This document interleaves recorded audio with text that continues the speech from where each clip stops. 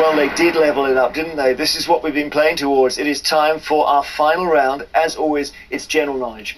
But those of you who lost your head-to-heads, I'm afraid can't take part in this round. So that's Billy and Lucia from the All Saints, but it's also Steve and Kevin from the Eggheads. Would you please leave the studio?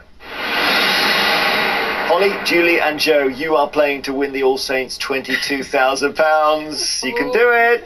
Lisa, Barry and Chris, you are playing for something that money cannot buy, the Eggheads' reputation. As usual, I will ask each team 3 questions in turn. This time they're all general knowledge. You may confer. So, All Saints, the question is, can your 3 brains defeat these 3? Simple as that. You don't even need to answer that one. Would you like to go first or second? Well, first, it's been going okay for us so far, so we'll go first again, thanks. Okay, Joe and team, here we go. What word is used to describe words which have the same pronunciation but different meanings or spellings? Is it homophones, homologues, or homographs? Yeah, so we've been teaching this very recently, and I think the children would be yelling if we got this wrong. So we're going to say homophones. Homophones is right. Okay, to the Eggheads. What is the meaning of the word lugubrious? Cheeky, droll, or gloomy? Gloomy. All happy with that? Yes, yes. Well, I'm trying to avoid a lugubrious look on my face, but we think the answer is gloomy. Gloomy is right. All right, this is going well so far. Which of these guides is known for its guidance on British etiquette? Debrett's, Whitaker's, or Bradshaw's? Well, I don't really know. Someone's in Debrett's. Debrett's and Bradshaw's definitely no. Do you think Debrett? Whitaker's, yeah, I'd say Debrett's. Okay, well, I think the consensus from the team, I'm not sure we're entirely sure, but I think we're going to go for Debrett's. Okay, let me just check this with the Eggheads. Is Whitaker's a guide? Yes. What is it? Almanac. And Bradshaw's? Bradshaw's a railway guide. Railways. Railway guide. Debrett's is the right answer. Hey. Nicely done. Okay, next question. In Anglo-Saxon mythology, Eggheads, what was the craft or profession of the figure called Wayland? Was Wayland a blacksmith, weaver, or cooper? He was a smith. Yeah. Well, Wayland the Smith instantly came to all 3 of us, so the answer is blacksmith. Blacksmith is correct. Let's just see, this is very tense here. We've got £22,000 and the score is 2-2, appropriately. Which TV sitcom features a character called Ray Purchase, played by Harry Peacock? Toast of London, Fleabag, or Peep Show? I think it's definitely not Peep Show.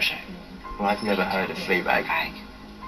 I would have a guess of Toast of London. That would be my guess. Yeah, because Fleabag I've not heard of either. Yeah. Peep Show is definitely not. Yeah, so we're go on, going Toast of London. Okay, I think, again, we're not sure, but I think sort of general consensus on what ones we've heard of and things like that, I think Toast of London. Toast of London is the right answer. Well done. 3 out of 3. Oh my goodness me. You've done what you needed to do. Goodness me. Woo. So, £22,000. Come on. You may not need to do another stroke of work today. You could just relax and watch. If you get this wrong, Eggheads, the jackpot goes to our challengers. If you get this wrong, they've won. Here's your question. According to Sigmund Freud's model of the human psyche, which part of the mind mediates between the conflicting desires of the other 2? Id, ego, or superego? Gosh. I never can remember the difference between all 3 of these. Well, the id is the down below bit, isn't it? I can't believe it's the ego. I always thought the ego and the id were the 2 conflicting halves. Yeah. Yes. Which would lead me to go with Super. the other That would be my idea. But, you know. No, that would be my guess as well. Yeah. I can't imagine it's the id or the ego, because they have distinct things. They're not mediators, they have distinct action. The superego is sort of glue holding it all together. If we broke this down, then ego is I, isn't it? And then id is it. So you've got the part that makes you you and the part that makes you the beast, isn't it? It's the kind of.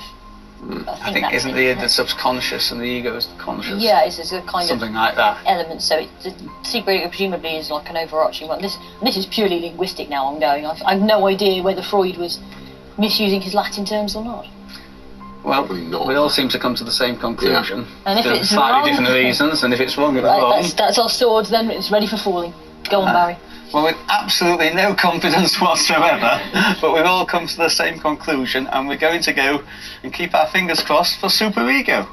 The super ego is your answer. Okay, the id and the ego kind of warring with each other, and above them is the super ego. Kevin, do you want to tell us, is it the super ego? But I would have gone for super ego. I think that's the mediator. Okay, so if you've got it wrong, the challengers walk away with £22,000.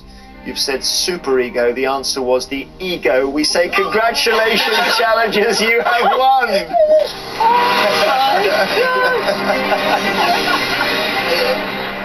No.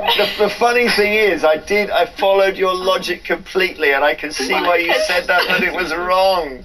Well done. Oh my Thank you. Yeah, great question. Good question. And there were some crucial answers you gave earlier on where you came through there, and Toast of London was crucial as well. So That was a all of your literature, Holly, and Julie, you're round as well, Michael. So well done, well done. So we found a little gap here. Freud is a gap for Oh my them. gosh.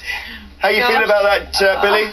We're absolutely over the moon. We can't believe it. Amazing. Okay. Yeah, we hopefully made our school proud anyway. Yeah, they'll all be watching, of course they will. Fantastic. Well, school, if you're watching, they are officially cleverer than the Eggheads. How about that? The All Saints have won £22,000. Now, amidst all the excitement, we mustn't forget your question, Steve. What was it? Yeah, it does seem a bit anticlimactic now, Jeremy, doesn't it? But the question was, coumarin is a scientific name for which natural aroma?